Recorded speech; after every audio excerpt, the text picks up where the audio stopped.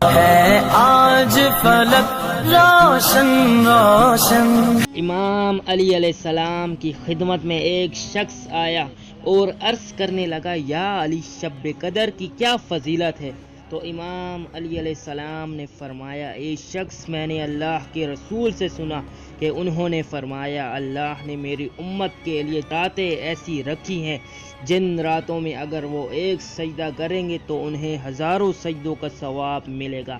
ایک نیکی کریں گے تو انہیں ہزاروں نیکیوں کا ثواب ملے گا، اور ان راتوں میں سے شب قدر کی رات فضیلت رکھتی ہے کیونکہ اس رات اللہ زمین پہ موجود پانی کو ایک لمحے کے لیے جامع کوثر بنا دیتا ہے۔ اس رات اللہ فرشتوں کو اس کام پہ لگا دیتا ہے کہ آج انسان کی مانگی ہوئی دعا کوئی رد نہ ہو۔ تو اس شخص نے کہا، یا علی، میں بہت گناہ گار ہوں، قدم قدم پہ صرف ناکامی اور چاروں طرف سے مفلسین نے گہرے میں رکھا ہے۔ اس رات کا کوئی ایسا عمل بتائیں جس سے میری ہر دعا اللہ پوری کر دے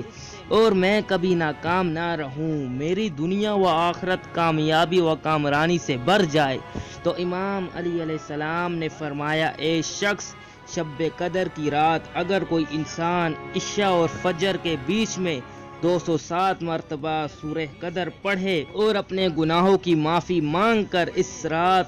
رات میں نازل ہونے والے قرآن اور اللہ کے محبوب کا صدقہ دے کے جو بھی دعا مانگے گا وہ کبھی رد نہیں ہوگی، چاہے وہ پہاڑ جتنا سونا ہی کیوں نہ ہو۔